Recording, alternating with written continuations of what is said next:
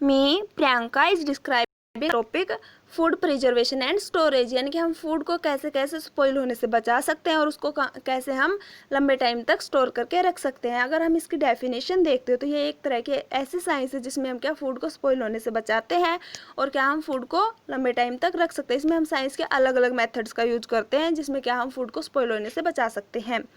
इसलिए क्या हम प्रॉपर स्टोरेज के लिए हमें यह पता होना चाहिए कि स्पॉइलेज के कारण क्या क्या है, यानी कि हमारा खाना खराब क्यों हो रहा है, इन कारणों का हमें पता होना चाहिए। जब हमें कारणों का पता होगा तभी हम क्या फूड की प्रिजर्वेशन अच्छे से कर सकते हैं। उसके बाद है क्लासिफिकेशन, यानी कि जो स्पॉइलेज की क्लासिफिकेशन है वो कौन कौन सी। यहाँ पे हमारे पास 3 कैटेगरी हैं जिसमें क्या हमारा जो फूड है वो स्पॉइल होता है 3 कैटेगरीज के अकॉर्डिंग। यानी कि सबसे पहले हमारे क्या फर्स्ट है perishable, second semi perishable and third is non perishable. Perishable food वो होते हैं जो बहुत जल्दी ख़राब हो जाते हैं, सेमी प्रेसिएबल फूड वो होते हैं जो थोड़ा टाइम लेते हैं ख़राब होने में, और नॉन प्रेसिएबल क्या होते हैं जो लॉन्ग टाइम तक स्टोर करके रख सकते हैं। प्रेसिएबल फूड में क्या है, it is that class of food which easily gate spoiled very soon, यानी कि जो ऐसे फूड हैं जो हमारे बहुत जल्दी ख़राब हो जाते हैं, यानी कि 1 से 2 दिन के अंदर वो हमारे ख़राब हो जाते हैं। जैसे क्या मिल्क है, मिल्क के प्रोडक्ट्स हैं, मीट है और मीट के प्रोडक्ट्स हैं, और कुछ फ्रूट्स एंड वेजिटेबल्स जो हमारे बहुत जल्दी ख़राब हो जाते हैं वो किसके अंदर आते हैं, प्रेसिएबल फूड्स के अंदर आते हैं। उसके बाद है सेमी प्रेसिएबल फूड्स। इसमें क्या आते हैं जो हमारे क्या वीक्स तक भी चल सकते हैं, ये लीटर लॉन्गर चल सकते हैं, लेकिन क्या है इसके लिए हमें क्या स्टोरेज कंडीशंस और फेवरेबल कंडीशंस का पता होना चाहिए, यानी कि हमें फूड को प्रॉपर फेवरेबल कंडीशंस के अंदर रखना होता है। जैसे हमारे एग्जांपल है इसमें, यानी कि इसमें हम क्या वीक्स तक हमारे फूड को रख सकते हैं, यानी कि हफ्तों तक हम रख सकते हैं। जैसे क्या ऑनियन है, गार्लिक है, पोटैटो है, एग है, इनको हम क्या फेवरेबल कंडीशंस के अंदर कुछ वीक्स तक हम इनको चला सकते हैं, यानी कि 7-8 दिन तक हम चला सकते हैं, उससे लॉन्ग भी चला सकते हैं अगर हमारे पास फेवरेबल कंडीशंस हैं। उसके बाद है नॉन पेरेसेबल फूड्स। नॉन पेरेसेबल फूड्स ऐसे होते हैं जिसको हम लॉन्ग टाइम के लिए भी स्टोर करके रख सकते हैं, इसमें महीने से हम सालों तक भी हमारे फूड को स्टोर करके रख सकते हैं। इसके कुछ एग्जांपल्स है जैसे कि cereals, pulse, nuts, sugars, oils, इन सबको क्या हम लंबे टाइम तक स्टोर करके रख सकते हैं। उसके बाद है कॉज ऑफ फूड स्पॉइलेज, यानी कि जो हमारा फूड होता है वो स्पॉइल किस कारण से होता है। हमारे पास क्या है कुछ इसके कॉजेज, जैसे कि हमारे पास physical and chemical spoilage. Physical and chemical में क्या है, यानी कि वो फिजिकली या फिर केमिकली कॉन्टैक्ट में आने की वजह से हमारा जो फूड होता है वो ख़राब हो जाता है। इसमें क्या होता है जो फूड होता है उसकी अपीयरेंस, उसका टेक्सचर, फ्लेवर, ये सब उसका बदल जाता है, उसका अपीयरेंस भी चेंज हो जाता है, टेक्सचर भी बदल जाता है और उसका फ्लेवर भी चेंज हो जाता है। ये सब किसके कारण होता है, एयर के कारण, हीट के कारण, light, moisture, time and temperature, इन सब फैक्टर्स की वजह से जो हमारा फूड होता है वो हमारा ख़राब हो जाता है। और फूड ख़राब होने के बाद क्या होता है उसकी अपीयरेंस, टेक्सचर, फ्लेवर, उसका टेस्ट, ये सब चीज़ें क्या चेंज हो जाती है। ये सब किसके कारण होता है, फिजिकल एंड केमिकल चेंजेज के कारण ही होता है। इसका मैंने आपको एग्जाम्पल दिखा रखा है। Colour of food change when keeped for a long time in fridge. अगर हम फ्रिज में किसी फूड को लंबे टाइम तक रखते हैं तो उसका क्या कलर जो होता है वो चेंज हो जाता है। उसके बाद है surface of non acidic foods, यानी कि जिसके अंदर नॉन एसिडिक फूड्स होते हैं, यानी कि जो हमारे क्या है बेस वाले फूड होते हैं। जैसे हमारा मिल्क होता है उसमें क्या है एसिडिक, इतना एसिडिक नहीं होता, वो क्या बेसिक होता है मेनली। तो क्या होता है surface of non acidic foods become oxidize and become darkened on exposure to air for a long time. आपने ये भी सुना होगा कोई भी फूड होता है हम उसको क्या ढक्कन के अंदर बंद करके रखते हैं ताकि उसके अंदर एयर ना जाए, एयर टाइट जार के अंदर हम उसको रखते हैं ताकि एयर ना जाए और वहाँ पे एयर अपना अफेक्ट ना करे और हमारा फूड खराब ना हो। तो यहाँ पे मैंने आपको एक एग्जांपल दे रखा मिल्क का। अगर हम मिल्क को डायरेक्टली सनलाइट में रखते हैं तो क्या हमारा स्पॉइल हो जाता है, यानी कि वो जल्दी हमारा वहाँ पे ख़राब हो जाता है। उसके बाद क्या है रेंसिडिटी ऑफ फैट। मैंने आपको टाइट एयर जार का मैंने आपको एग्जांपल दिया था। यहाँ पे क्या है रेंसिडिटी ऑफ फैट। अगर हम जैसे फैट होता है हमारे पास कोई भी घी वगैरह है, अगर हम उसको क्या टाइट ढक्कन वाले बर्तन के अंदर नहीं रखते तो वहाँ पे क्या एयर की एंट्री होती है और हमने पहले ही उस जो भी हमारे पास वहाँ पे फैट है उसको पहले ही अच्छी तरीके से ऑक्सीडाइज नहीं कर रखा, तो वह और क्या वो एयर टाइट जार के अंदर नहीं है तो उसके अंदर क्या स्मेल हो जाएगी, रेंसिडिटी वहाँ पे हो जाएगी, वो एक तरह से बासी हो जाएगा।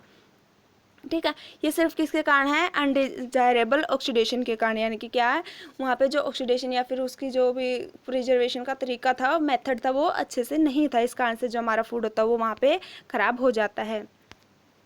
उसके बाद है कुछ और कोजेज, जैसे हमारे पास क्या एंजाइमेटिक स्पॉइलेज, वो था हमारा फिजिकल एंड केमिकल, यानी कि फिजिकली और केमिकली तरीके से जो हमारा फूड ख़राब हो जाता है। अब क्या हमारा एंजाइमेटिक, यानी कि एंजाइम्स की वजह से जो कुछ एंजाइम्स होते हैं वो हमारे क्या living plants and animal cells के अंदर ही हमारे क्या एंजाइम्स पाए जाते हैं, और उसी के साथ में हमारे फूड के अंदर भी क्या एंजाइम्स की प्रॉपर्टी पाई जाती है।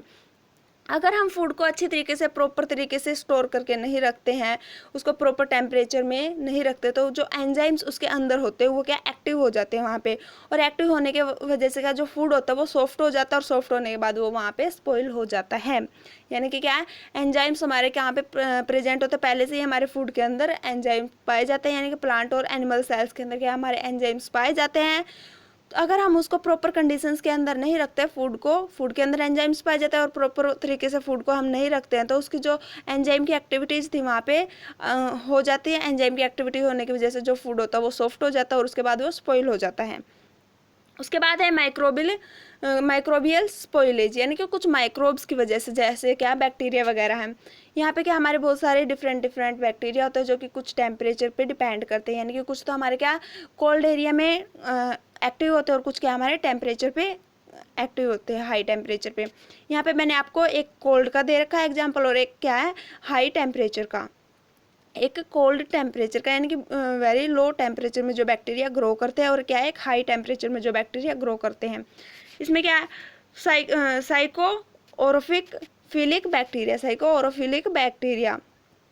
इसमें क्या होता है, are those bacteria which cause food spoilage at refrigerator temperature. ये जो हमारा 0 डिग्री सेल्सियस से जब टेम्परेचर हो जाता है, तो ये जो बैक्टीरिया होता है वो ये उस टाइम पे ग्रो अप करते हैं और वहाँ पे रिप्रोडक्शन करते हैं। और इस टाइम पे क्या है ये, यानी कि जब हम फ्रिज में जब खाना रखते हैं, तो ये कुछ खाने ऐसे होते हैं जो हमारे फ्रिज में रखने के बाद वहाँ पे डैमेज हो जाते हैं। ये सिर्फ किसकी वजह से होता है, जो बैक्टीरिया हमारे लो टेम्परेचर पर यानी कि 0 डिग्री सेल्सियस से बिलो पे वो हमारे ग्रो करते हैं और वहाँ पे वो रिप्रोडक्शन करते हैं, उनकी वजह से क्या उनकी एक्टिविटीज़ वहाँ पे हो जाती है और हमारे फूड को वहाँ पे स्पॉइल कर देते हैं। और कुछ है हमारे थर्मोफिलिक बैक्टीरिया, यानी कि हाई टेम्परेचर पे जो हमारे फूड को ख़राब कर देते हैं। और those bacteria which survive high temperature, ये ऐसे बैक्टीरिया होते हैं जो हमारे क्या हाई टेम्परेचर में सर्वाइव करते हैं। इसका जो टेम्परेचर होता है वो 60 to 85 डिग्री सेल्सियस पे होता है। Many of bacteria produce spores which are heat residence. ये जो बैक्टीरिया होते हैं ये हमारे हीट रेजिडेंट भी होते हैं, यानी कि ये इनके ऊपर हीट का हमारा कोई अफेक्ट नहीं होता, क्योंकि ये ग्रो ही हीट के अंदर होते हैं। When these spores get favourable condition they germinate. और जब क्या हम जो भी फूड है उसको ज़्यादा हीट देंगे तो क्या हमारे जो ये बैक्टीरिया ये वहाँ पे जर्मिनेट हो जाएंगे और अपनी वहाँ पे कॉलोनी बना लेंगे और हमारे फूड को वहाँ पे ख़राब कर देंगे। ठीक है, थर्मोफिलिक के अंदर तो क्या है, जब हम फूड को ज़्यादा वार्म अप करते हैं तो उस वजह से क्या है ये बैक्टीरिया वहाँ पे अपनी कॉलोनी बना लेते हैं और जर्मिनेट हो जाते हैं और हमारे फूड को स्पॉइल कर देते हैं।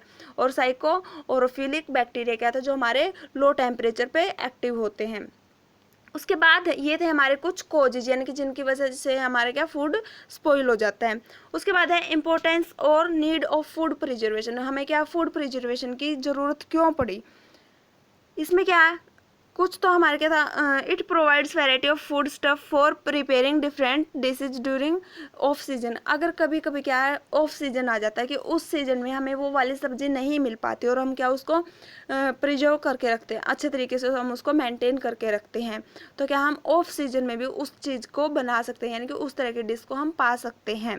इसलिए भी क्या हमें ज़रूरत पड़ी कि हमें फूड प्रिजर्वेशन करनी होती है, कि ताकि हम क्या ऑफ सीजन में भी उस तरह की सब्जी या फिर उस तरह के फूड को हम बना सकें। सेकेंड है food can be store for a long period forms of jams squash etcetera.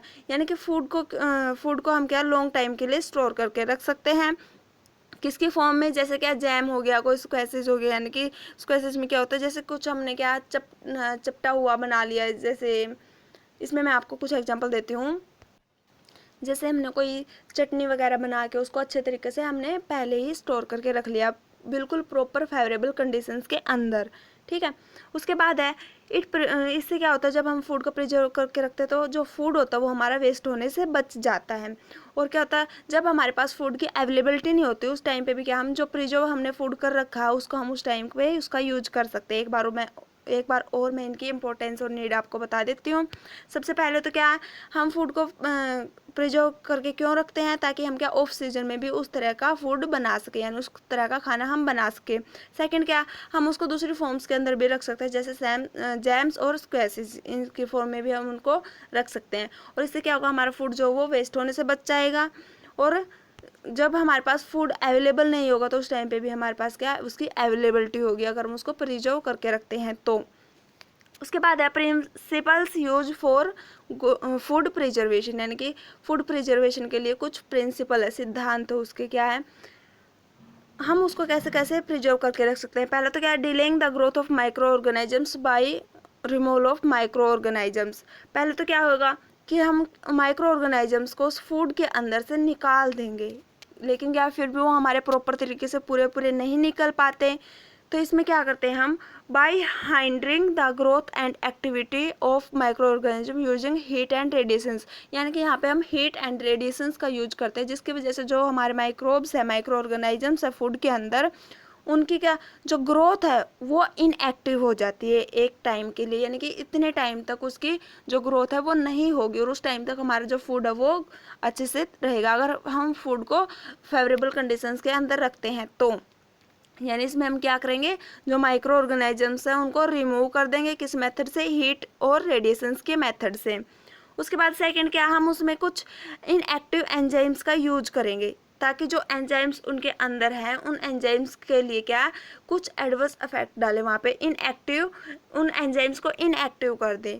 कुछ हम क्या, आपने देखा भी होगा कुछ फूड को हम क्या उनके अंदर एंजाइम्स डाल के, जैसे अचार है, अचार के अंदर क्या हम कुछ एंजाइम्स डाल देते हैं ताकि जो हमारा अचार है वो ख़राब ना हो।